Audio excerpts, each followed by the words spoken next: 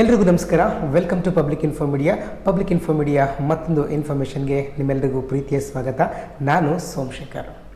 ವೀಕ್ಷಕರೇ, ಕನ್ನಡ ಚಿತ್ರರಂಗದ ದಿಗ್ಗಜ ಮೇರು ನಟರು, ನಿಮ್ಮೆಲ್ಲರ ಪ್ರೀತಿಯ ಸಾಹಸ ಸಿಂಹ ಡಾಕ್ಟರ್ ವಿಷ್ಣುವರ್ಧನ್ ಅವರ ಜನ್ಮದಿನವನ್ನು ಇತ್ತೀಚೆಗೆ ಅವರ ಅಭಿಮಾನಿಗಳು ಸಂಭ್ರಮದಿಂದ ಆಚರಿಸಿದ್ದು ಮತ್ತು ಅವರನ್ನು ಗೌರವಿಸಿದ್ದು ನಿಮಗೆಲ್ಲ ಗೊತ್ತಿರುವ ವಿಷಯ. ವೀಕ್ಷಕರೇ, ನಿಮಗೆಲ್ಲ ಗೊತ್ತಿರುವಂತೆ ಸೆಪ್ಟೆಂಬರ್ 18, 1950 ಅವರ ಜನ್ಮದಿನ. ಡಿಸೆಂಬರ್ 30, 2009 ಅವರು ನಮ್ಮನ್ನು ಅಗಲಿ ಇಹಲೋಕವನ್ನು ತ್ಯಜಿಸ್ತಾರೆ. ಆಗ ಅವರಿಗೆ ಕೇವಲ 59 ವರ್ಷ ಮಾತ್ರ. ಅವರು ನಮ್ಮನ್ನು ಅಗಲಿ ಇಂದಿಗೆ ಸುಮಾರು 15 ವರ್ಷಗಳೇ ಕಳೆದು ಹೋಗಿವೆ. ಇವತ್ತಿಗೂ ಕೂಡ ಕೋಟಿ ಅಭಿಮಾನಿಗಳ ಹೃದಯದಲ್ಲಿ ಯಜಮಾನರಂತೆ ಮೆರೆಯುತ್ತಿದ್ದಾರೆ. ಇಂದು ಅವರು ಬದುಕಿದ್ದರೆ 75ನೇ ವರ್ಷಕ್ಕೆ ಕಾಲಿಡುತ್ತಿದ್ದರು. ಇಂತಹ ಅವರ ಅಮೃತ ಮಹೋತ್ಸವದ ಗಳಿಗೆಯಲ್ಲಿ ಒಂದಷ್ಟು ಅವರನ್ನು ನೆನಪು ಮಾಡಿಕೊಳ್ಳುವಂತಹ ಕೆಲಸವನ್ನು ಈ ವಿಡಿಯೋ ಮುಖಾಂತರ ನಾನು ಮಾಡ್ತಾ ಇದ್ದೀನಿ. ಅವರ ಬಗ್ಗೆ ಒಂದಷ್ಟು ಇಂಟ್ರೆಸ್ಟಿಂಗ್ ವಿಚಾರಗಳನ್ನು ಈ ವಿಡಿಯೋ ಮುಖಾಂತರ ತಿಳಿಸುವಂತಹ ಪ್ರಯತ್ನ ಮಾಡ್ತೀನಿ. ವೀಕ್ಷಕರೇ, ಡಾಕ್ಟರ್ ವಿಷ್ಣುವರ್ಧನ್ ರವರು ಸುಮಾರು 37 ವರ್ಷಗಳ ಕಾಲ ಸಿನಿಮಾ ಕ್ಷೇತ್ರಕ್ಕೆ ಸಾಕಷ್ಟು ಕೊಡುಗೆಯನ್ನು ನೀಡಿದ್ದಾರೆ. ವೀಕ್ಷಕರೇ, ಮೊದಲ ಬಾರಿಗೆ 1972ರಲ್ಲಿ ನಾಗರಹಾವು ಚಿತ್ರದ ಮೂಲಕ ನಾಯಕ ನಟರಾಗಿ ಗುರುತಿಸಿಕೊಂಡು ಕನ್ನಡಕ್ಕೆ ಒಬ್ಬ ಹ್ಯಾಂಗ್ರಿ ಯಂಗ್ ಮ್ಯಾನ್ ಅಂತಾನೆ ಗುರುತಿಸಿಕೊಳ್ತಾರೆ. ಸುಂದರವಾದ ಮೈಕಟ್ಟು, ದೇಹಕ್ಕೆ ಬೇಕಾದ ಎತ್ತರ, ಎಂತಹ ಪಾತ್ರಗಳು ಕೂಡ ಒಗ್ಗುವ ವ್ಯಕ್ತಿತ್ವ ಡಾಕ್ಟರ್ ವಿಷ್ಣುವರ್ಧನ್ ರವರದ್ದು. ಸೂರ್ಯವಂಶದ ಕನಕ ಮೂರ್ತಿಗಳಾಗಿ, ಸಿಂಹಾದ್ರಿಯ ಸಿಂಹ ನರಸಿಂಹ ಗೌಡರಾಗಿ, ಕನ್ನಡ ಚಿತ್ರರಂಗಕ್ಕೆ ಆಪ್ತ ಮಿತ್ರರಾಗಿ, ಆಪ್ತ ರಕ್ಷಕರಾಗಿ, ಅಭಿನಯದಲ್ಲಿ ಅವರಿಗೆ ಅವರೇ ಸಾಟಿ ಎಂದರೆ ಖಂಡಿತ ತಪ್ಪಾಗಲಾರದು ಸ್ನೇಹಿತರೆ. ಕನ್ನಡ ಚಿತ್ರರಂಗದ 90ರ ದಶಕದಲ್ಲಿ ಇವರು ಅಭಿನಯಿಸಿದ ಚಿತ್ರಗಳನ್ನು ಕನ್ನಡ ಸಿನಿರಸಿಕರು ಎಂದೂ ಕೂಡ ಮರೆಯುವಂತಿಲ್ಲ. ಹ್ಯಾಂಗ್ರಿ ಯಂಗ್ ಮ್ಯಾನ್, ಸಾಹಸ ಸಿಂಹ ಅಂತ ಬಿರುದು ಪಡೆದುಕೊಂಡದ್ದು ಇಂತಹ ಕಾಲಘಟ್ಟದಲ್ಲೇ. ಪೊಲೀಸ್ ಪಾತ್ರವೇ ಆಗಿರಲಿ, ಕಳ್ಳನ ಪಾತ್ರವೇ ಆಗಿರಲಿ, ಕಿಲಾಡಿ ಪಾತ್ರವೇ ಆಗಿರಲಿ, ಪ್ರೇಮಿಯ ಪಾತ್ರವೇ ಆಗಿರಲಿ, ಅಣ್ಣನ ಪಾತ್ರವೇ ಆಗಿರಲಿ ಅಥವಾ ತಮ್ಮನ ಪಾತ್ರವೇ ಆಗಿರಲಿ, ಯಾವುದೇ ಪಾತ್ರವಾದರೂ ಕೂಡ ಜೀವ ತುಂಬಿದ ಅಭಿನಯ ಅಂತಂದರೆ ಡಾಕ್ಟರ್ ವಿಷ್ಣುವರ್ಧನ್. ಡಾಕ್ಟರ್ ರಾಜ್ಕುಮಾರ್ ಅವರ ಕಾಲಘಟ್ಟದಲ್ಲಿ ಸಿನಿಮಾ ಕ್ಷೇತ್ರಕ್ಕೆ ಬಂದಿಲ್ಲವಾದರೂ ಒಂದು ರೀತಿಯಲ್ಲಿ ಇವರ ಇಬ್ಬರ ಮಧ್ಯೆ ಸಿನಿ ಸ್ಪರ್ಧೆ ಏರ್ಪಟ್ಟಿದ್ದು ವಾಸ್ತವದ ಸಂಗತಿ.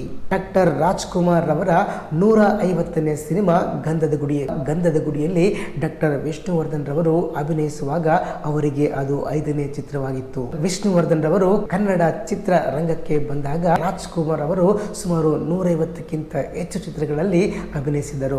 ಹಾಗೆ ನೋಡಿದರೆ ಇವರ ಇಬ್ಬರ ಮಧ್ಯೆ ಒಂದು ತಲೆಮಾರಿನ ವೃತ್ತಿಯ ಅಂತರವಿತ್ತು ಸ್ನೇಹಿತರೆ. ಡಾಕ್ಟರ್ ರಾಜ್ಕುಮಾರ್ ಸಿನಿಮಾದ ವೈಶಿಷ್ಟ್ಯಗಳೇ ಬೇರೆ, ಡಾಕ್ಟರ್ ವಿಷ್ಣುವರ್ಧನ್ ಸಿನಿಮಾದ ವೈಶಿಷ್ಟ್ಯಗಳೇ ಬೇರೆ. ಆದರೂ ಇವರ ಇಬ್ಬರ ಮಧ್ಯೆ ಸ್ಪರ್ಧೆ ಇತ್ತು ಅನ್ನುವುದಕ್ಕೆ ಇವರ ಒಂದಷ್ಟು ಚಿತ್ರಗಳೇ ಸಾಕ್ಷಿಯಾಗಿವೆ.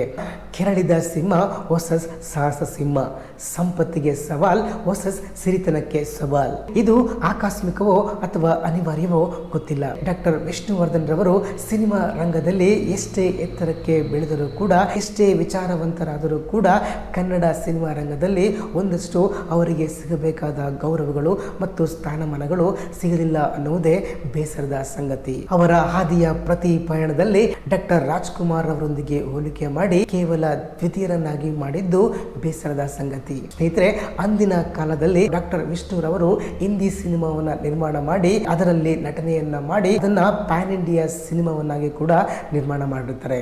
ಆದರೆ ಆಗ ಅವರಿಗೆ ಸಿಕ್ಕಂತ ಪಟ್ಟ ಕನ್ನಡ ದ್ರೋಹಿ. ಆದರೆ ಈಗಿನ ನಾಯಕರು ಮಾಡ್ತಾ ಇರೋದು ಕೂಡ ಅದನ್ನು ನಾವು PAN India cinema, PAN India star ಅಂತ ಕೂಡ ಕರಿತೀವಿ. ಇದು ಎಷ್ಟೊಂದು ದುರಂತ ಅಲ್ಲವೇ? ಪ್ಯಾನ್ ಇಂಡಿಯಾ ಸಿನಿಮಾ ಕಾನ್ಸೆಪ್ಟ್ ಅನ್ನ 3 ದಶಕಗಳ ಹಿಂದೆಯೇ ಅವರು ಮಾಡಿಬಿಟ್ಟಿದ್ದರು. ಹೀಗೆ ಅವರು ಯಾವುದೇ ವಿಭಿನ್ನ ಪ್ರಯತ್ನವನ್ನು ಮಾಡಿದರೂ ಕೂಡ ಅವರಿಗೆ ಸ್ಥಾನಮಾನಗಳು, ಗೌರವಗಳು ಸಿಗುತ್ತಿರಲಿಲ್ಲ. ಬರೀ ಸಿನಿಮಾ ಅಲ್ಲದೆ ಕನ್ನಡದ ನಾಡು, ನುಡಿ, ಸಂಸ್ಕೃತಿ, ಸರಳತೆ, ಸಜ್ಜನಿಕೆ ಎಲ್ಲದರಲ್ಲೂ ಕೂಡ ವಿಷ್ಣು ಸಹಿಸಿಕೊಂಡವರು. ದುಃಖದ ಸಂಗತಿ ಏನಪ್ಪಾ ಅಂತಂದ್ರೆ ಅವರಿಗೆ ಸಿಗಬೇಕಾದ ಮನ್ನಣೆ ಮತ್ತು ಗೌರವಗಳು ಖಂಡಿತ ಸಿಗಲಿಲ್ಲ ಅನ್ನೋದೇ ಅವರ ಅಭಿಮಾನಿಗಳ ಕೊರಗು. ವೀಕ್ಷಕರೇ, ಇಂತಹ ಸಂದರ್ಭದಲ್ಲಿ ಒಂದು ಉದಾಹರಣೆ ನೆನಪಾಗುತ್ತೆ. ವೀಕ್ಷಕರೇ, ಸಚಿನ್ ತೆಂಡೂಲ್ಕರ್ ಕ್ರಿಕೆಟ್ ದಿಗ್ಗಜ ಇರಬಹುದು, ನೂರಾರು ಸೆಂಚುರಿಗಳನ್ನು ಹೊಡೆದು ಕ್ರಿಕೆಟ್ ಅಲ್ಲಿ ಯಾರು ಅಳಿಸಿದಂತ ದಾಖಲೆಯನ್ನ ಮಾಡಿದ್ರು. ಹಾಗಂತ ವಿರಾಟ್ ಕೊಹ್ಲಿಯ ಕ್ರಿಕೆಟ್ ಕೊಡುಗೆಯನ್ನ ಮರೆಯಲಾದೀತೆ. ಹಾಗೆಯೇ ಈಗಿನ ಸಿದ್ದರಾಮಯ್ಯನವರು, ಯಡಿಯೂರಪ್ಪನವರಿಗೆ ಅವರದೇ ರಾಜಕೀಯ ಇತಿಹಾಸ ಇದೆ. ದೇವೇಗೌಡರಂತೆ ಅವರು ಯಾಕೆ ಈ ದೇಶದ ಪ್ರಧಾನಮಂತ್ರಿ ಆಗಲಿಲ್ಲ ಅಂದರೆ ಅದಕ್ಕೆ ಉತ್ತರ ಏನಿದೆ.